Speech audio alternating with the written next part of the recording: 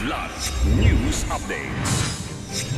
Mga balita ngayon, dalawang barko ng China nagkabanggaan habang sinusundan ng PCG ship sa WPS. Pag-disqualify kay Prosecutor Khan, hiniling ng kampo ni Duterte sa ICC. Offer ni SMC President Ramon Ang na solusyonan ang baha sa Metro Manila. Welcome kay Pangulong Bongbong Marcos. Ako po si Cesar Soriano para ihatid ang mga nangungunang mga balita sa buong kapuluan. Ngayon, nagkabanggaan ang dalawang barko ng China habang sinusundan ng isa sa mga ito ang barko ng Philippine Coast Guard o PCG sa Baho de Masinloc sa West Philippine Sea. Ayon kay PCG spokesperson for the WPS Commodore J. Tariela, nagsasagawa ng dangerous maneuver ang China Coast Guard o CCG Vessel 3104 sa BRP Suluan, ngunit kalaunay bumangga ito sa People's Liberation Army Navy warship.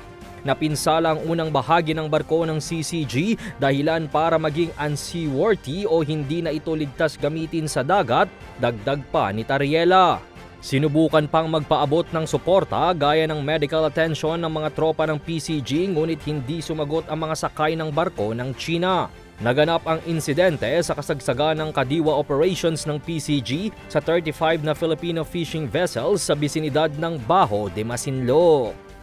Formal nang hiniling ng kampo ni dating Pangulong Rodrigo Duterte sa International Criminal Court o ICC ang pagdiskwalipika kay Chief Prosecutor Karim Khan dahil sa umano'y conflict of interest. Sa isinumeteng apela, inakusahan si Khan ng pag-abuso sa criminal process at kabiguang ilahad ang kanyang naunang legal presentation sa mga individual na umano'y biktima ng madugong war on drugs ng Administrasyong Duterte bago siya sumali sa ICC noong 2021. Ayon kay Attorney Nicholas Kaufman, isa itong irreconcilable conflict na magkokompromiso sa patas na investigasyon sa mga biktima ng drug war ng kanyang dating nirepresenta. Nakapending sa Appeals Chamber ng ICC ang request for disqualification kung saan tutukuyin kung may paglabag sa ethical at legal standards ng korte ang mga naunang aksyon ni Khan.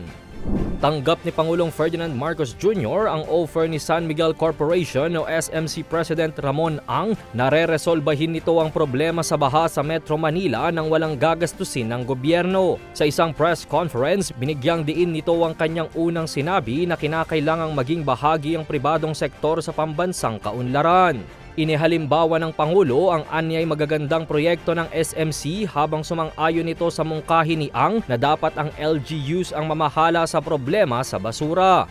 Welcome kay PBBM ang sinuman na nais tumulong sa gobyerno. Kamakailan na nag-alok si Ang na lutasin ang problema sa baha matapos akusahan ng mga proyekto ng SMC na naging dahilan ng pagbaha nitong nagdaang buwan.